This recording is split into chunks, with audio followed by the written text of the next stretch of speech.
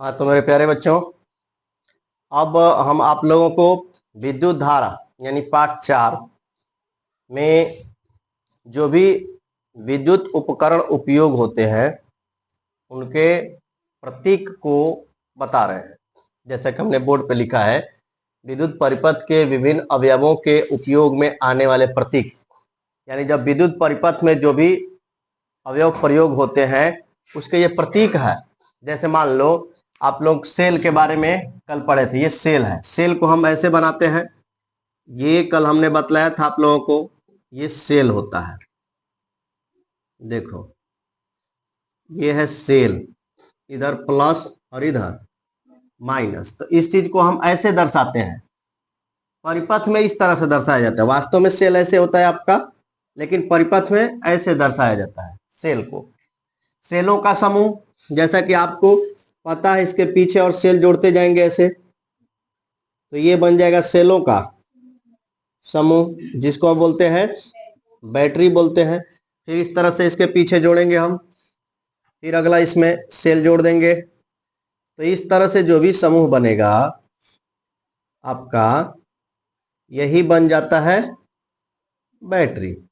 देखो ध्यान से, तो क्या हुआ, ये इसका माइनस, फिर इसका प्लस, फिर ये माइनस, फिर इसका प्लस, फिर ये माइनस, इस तरह से। तो ये आपका हुआ माइनस और ये आपका हुआ प्लस। तो इस तरह से दर्शाया जाता है सेलों के समूहों को। ये सेल है और ये सेलों का समूह है।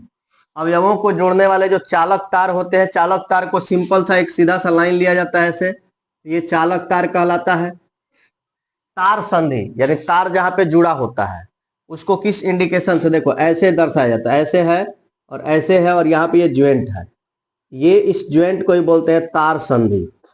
ठीक है। अब खुली प्लग और कुंजी की बात करें, मतलब प्लग जो है ना ओपन है, तो देखो यहाँ पे ये खुला है, ये क्या है, खुला है, इसमें कुछ नहीं है, इसलिए इसको बोलते हैं खुली प्लग। खुला स्विच कैसे होगा, तो देखो ये आपका होगा खुला स्विच, इसमें कहीं ये टच कर रहा है क्या, देखो तो इससे सटा हुआ नहीं है ना, इसलिए खुला स्विच है। बंद प्लग कैसा होता है, तो देखो ये प्लग है, यहां पर ये बिंदु दिया है, इस तरह से ये बंद प्लग का चिन्ह है। बंद स्विच रहेगा तो देखो ये जो ऊपर है आपका लाइन, इसमें स्पर्श कर रहा है कि नहीं कर रहा है, देखो यहाँ पे खुला था और ये क्या हो गया, बंद हो गया। ये बल्ब का चिन्ह है, बल्ब, जो बल्ब आप लोग ऐसे देखे हैं ना, इस बल्ब को समझिएगा। ये जो बल्ब होता है आपका, ऐसा वाला जो बल्ब होता है, इस तरह वाला जो बल्ब होता है, जो कि इसमें फिलामेंट लगा होता है, ये वाला, इस बल्ब का साइन ये इस तरह से दिया जाता है बल्ब के लिए। ठीक है। और ये है आपका एमीटर, विद्युत धारा को मापने वाले यंत्र को क्या बोलते हैं, एमीटर बोला जाता है। तो एमीटर है, तो ये एमीटर का संकेत है। ये है वोल्ट मीटर, वोल्ट मीटर भी लेकर के इधर माइनस इधर प्लस, और ये प्रतिरोध होता है जिसको हम बोलते हैं आर, रेसिस्टेंट, ये प्रतिरोध का चिन्ह है। अब हम आप लोगों को एमीटर, और इधर लिख रहे हैं वोल्ट मीटर, एमीटर और वोल्ट मीटर। विद्युत धारा को मापने के लिए हम एक यंत्र का प्रयोग करते हैं और उस यंत्र को बोलते हैं एमीटर। क्या बोलते हैं, एमीटर। यानी कि एमीटर क्या है, विद्युत धारा, विद्युत धारा को मापने मापने के लिए एमीटर का प्रयोग होता है। विद्युत धारा मापने के लिए किसका प्रयोग होता है, एमीटर का प्रयोग होता है। ठीक है। अब ध्यान देना इसको, एमीटर जो होता है, पहला, दूसरी बात, एमीटर को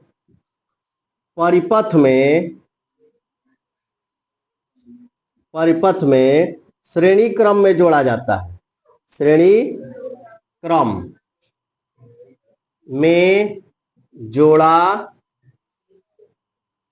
जाता है। अब श्रेणी क्रम क्या है अभी आप लोगों को बताएंगे, प्रतिरोध तो उसमें पता चलेगा, ठीक है। उसके बाद वोल्ट मीटर की हम बात करें तो वोल्ट मीटर का प्रयोग, वोल्ट मीटर का प्रयोग विभवांतर मापने के लिए, विभवांतर यानी विभव विभवांतर मापने के लिए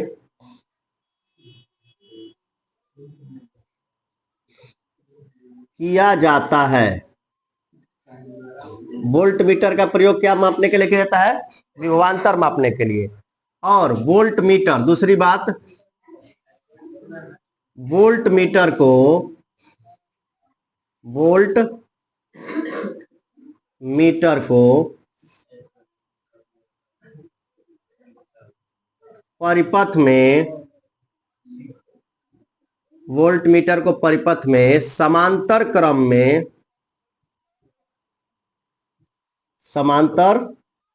में जोड़ा जाता है। किस क्रम में जोड़ा जाता है? समांतर क्रम में जोड़ा जाता है। तो ये आपका है ए मीटर और वोल्ट मीटर। ध्यान देना, ए मीटर यानी कि विद्युत धारा मापने के लिए, अब वोल्ट मीटर यानी कि विभवांतर मापने के लिए हम जिस यंत्र का प्रयोग करते हैं उसको वोल्ट मीटर बोला जाता है, ठीक है। अच्छा, एम्पियर इसका स्केल है। इसका स्केल क्या है? हाँ, इसका स्केल एम्पियर है। इसका स्केल एम्पियर है। क्या है?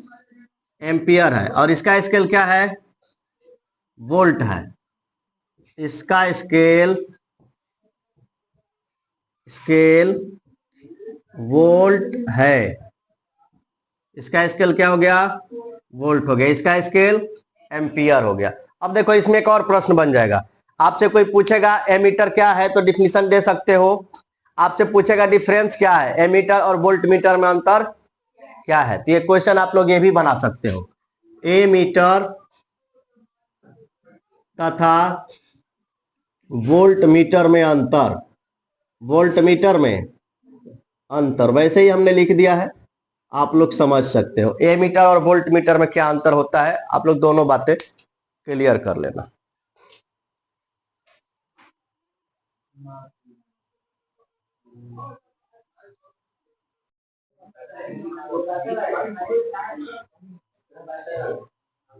देखो अब आपको बता रहे हैं ओम का नियम। क्या बता रहे हैं? ओम का नियम। हाँ, चलिए ओम के बारे में पहले जानते हैं। ओम का नियम देखो क्या पढ़ेंगे? ओम का नियम। तो ओम जो थे इनका पूरा नाम था जॉर्ज साइमन ओम। क्या नाम था? जॉर्ज साइमन ओम। इनका पूरा नाम हो गया जॉर्ज साइमन ओम। इन्होंने क्या किया? 1826 ईस्वी में। कब? 1826 ईस्वी में क्या दिया? 1826 ईस्वी में एक नियम दिया। क्या दिया? एक नियम दिया। नियम में क्या दिया? कौन सा नियम था? ओम का नियम दिया था। लेकिन उसमें क्या था? जिसमें चालक के सिरों के बीच आरोपित विभवांतर,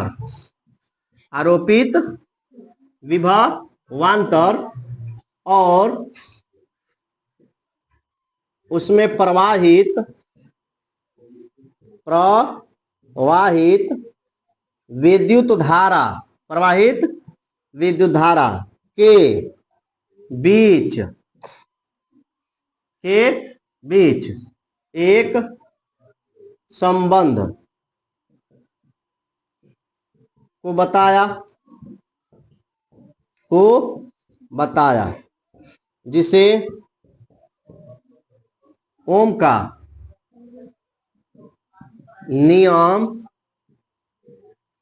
कहा जाता है। अब रह गई बात कि आखिर ये ओम का नियम है क्या। तो देखो, इस नियम के अनुसार, इस नियम के अनुसार क्या होता है, इस नियम के अनुसार किसी चालक तार, बात समझिएगा, जब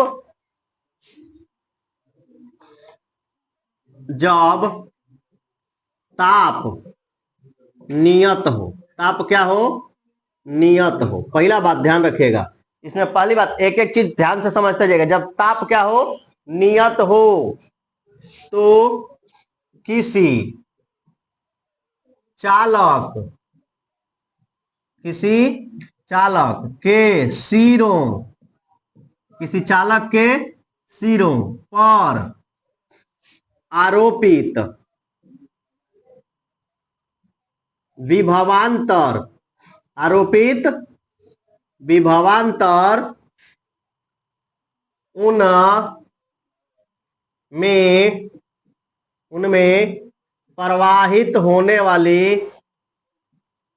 उनमें प्रवाहित होने वाली विद्युत धारा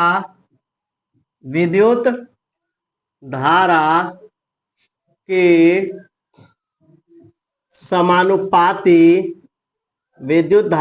समानुपाती होता है। तो ओम ने क्या कहा कि जब नियत ताप हो, क्या हो, नियत ताप हो, यानी कि ताप में कोई परिवर्तन ना हो, तो उसके सिरों पर आरोपित विभवांतर, किसके सिरों पे, चालक के सिरों पर। देखो इसको समझो ऐसे, जैसे मान लो कि हमने एक परिपथ तैयार किया, ये हमने तैयार किया एक परिपथ, यहां पे हमने लगाया बैटरी, लगा दिया कनेक्शन माइनस प्लस, ध्यान देना, यहां से हमने प्रवाहित कर दिया विद्युत धारा। क्या प्रवाहित किया, विद्युत धारा। ये हुआ हमारा, इधर हमने लगा दिया एक विभवांतर, क्या लगा दिया, विभवांतर लगाया हमने, इसके ई तो हो गया आपका प्रतिरोध, इसके ऊपर एक लगा दिया हमने विभवांतर भी। देखो चलो विभवांतर लगाया, तो क्या बता रहा है कि चालक तार के सिरों के ऊपर आरोपित विभवांतर, ये पी क्यू मान लो कि एक क्या हो गया, और ये हो गया आपका विभवांतर, ये हो गया आपका विद्युत धारा प्रवाहित हो रहा है।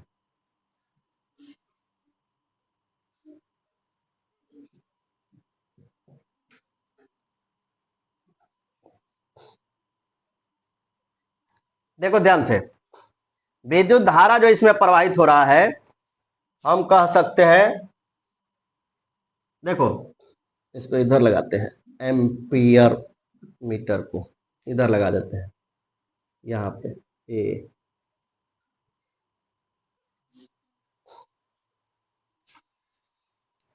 तो विद्युत धारा प्रवाहित हो रहा है, इसमें प्रवाहित विद्युत धारा और आरोपित विभवांतर कहां पर आरोपित है, चालक तार के सिरा पर, चालक तार के सिरा पर माने ऊपर, ये आपका चालक तार है, इसके आरोपित विभवांतर है, इसके सिरों पर आरोपित विभवांतर है, और ये क्या प्रवाहित हो रहा है, विद्युत धारा। क्या प्रवाहित हो रहा है, ताप में कोई परिवर्तन नहीं है, ताप कांस्टेंट है। तो कह रहा है कि ताप कांस्टेंट है, यानी कि ताप में कोई परिवर्तन नहीं होगा, तो प्रवाहित विद्युत धारा आरोपित सिरा का विभवांतर, आरोपित सिरों पर विभवांतर, यानी कि विभवांतर और आई क्या हो जाएगा, विभवांतर विद्युत धारा के समानुपाती होता है। विभवांतर क्या हो जाता है, विद्युत धारा के, यानी विद्युत धारा हो गया आई और समानुपाती हो गया भी, आई समानुपाती भी हो गया, आई समानुपाती भी। मतलब अब एक बात और ध्यान रखिएगा, समानुपाती का मतलब क्या होता है, समानुपाती का मतलब होता है कि एक राशि जो है दूसरी राशि के ऊपर डिपेंड करेगी, एक राशि बढ़ेगा तो दूसरा राशि भी बढ़ेगा, एक राशि घटेगा तो दूसरा राशि भी घटेगा, यानी कि विद्युत धारा बढ़ेगा तो विभवांतर भी बढ़ेगा, विद्युत धारा घटेगा तो विभवांतर भी घटेगा, विभवांतर बढ़ेगा तो विद्युत धारा भी बढ़ेगा, विभवांतर घटेगा तो विद्युत धारा भी घटेगा। समानुपाती का मतलब यही होता है। किसी को कोई दिक्कत? सबको समझ में आ रहा है? तो विद्युत धारा जो होता है, अब चालक के क्या बोले, चालक के सिरों पर आरोपित विभवांतर, उसमें प्रवाहित विद्युत धारा क्या हो जाता है? समानुपाती हो जाता है। समानुपाती यानी कि आई समानुपाती भी, आई समानुपाती भी क्या हो जाता है? आई समानुपाती भी हो जाता है मेरे प्यारे बच्चों। इसको हम ऐसे लिखते हैं, आई बराबर भी बटा आर, आई बराबर भी बटा आर, जहां आर क्या हो जाता है? अब आर जो है समानुपाती को खत्म करने के बाद आया है, ठीक है? तो आर क्या हो जाता है? जहां आर एक नियतांक है, क्या है? नियतांक है, जिसे प्रतिरोध कहते हैं। क्या कहते हैं? प्रतिरोध। क्या कहते हैं बाबू? प्रतिरोध कहते हैं। अब जरा ध्यान दीजिएगा कि प्रतिरोध क्या होता है, ठीक है? प्रतिरोध क्या होता है, इसके बारे में हम पढ़ेंगे। पहले इस बात को समझ जाइए कि विद्युत धारा समानुपाती होता है विभवांतर के, विभवांतर समानुपाती होता है विद्युत धारा के, इस बात को ध्यान रखना है। और आई बराबर भी बटा आर, आई बराबर भी बटा, तो इस फॉर्मूला को हम ऐसे लिख सकते हैं, आई बराबर भी बटा आर है तो इसको ऐसे भी लिख सकते हो, भी बराबर आई आर, भी बराबर आई आर, भी बराबर भी बराबर भी बराबर भी बराबर आई बराबर भी बट्टा आर, आई बराबर आई बराबर आई बराबर आई बराबर भी बराबर भी बराबर भी बराबर। तो देखो ओम के नियम में आपको यह ध्यान रखना है कि भी बराबर आई बटा आर, भी बराबर आई आर, क्योंकि ओम के नियम से ये फॉर्मूला बना हुआ है। तो याद रखना है भी समानुपाती आई या आई समानुपाती भी, आई बराबर भी बटा आर, भी बराबर आई आर। आर क्या है? प्रतिरोध है। आर क्या है? आर क्या है? आर क्या है? भी क्या है? विभवांतर। भी क्या है? भी क्या है? आई क्या है? विद्युत धारा। आई क्या है? आई क्या है? आई क्या है? ठीक है। अब उसके बाद आप लोग हमारे साथ ओम का नियम रटिए ध्यान से। कैसे? जब नियत ताप हो, जब तो चालक, किसी चालक के सिरों पर आरोपित विभवांतर उनमें प्रवाहित विद्युत धारा के समानुपाती होता है। समझ में आ गई बात? फिर से, जब नियत ताप हो तो किसी चालक के सिरों पर आरोपित विभवांतर उनमें प्रवाहित विद्युत धारा के समानुपाती होता है। आई समानुपाती भी, आई समानुपाती, तो आई बराबर भी बटा, आई बराबर भी बटा आर क्या है? नियतांक है, जिसे क्या कहते हैं? क्या कहते हैं? क्या कहा जाता है इसको? प्रतिरोध कहा जाता है। आई बराबर आई बराबर भी बराबर भी बराबर आई आर। ठीक है, चले नोट कीजिए, फिर इसके आगे चलते हैं।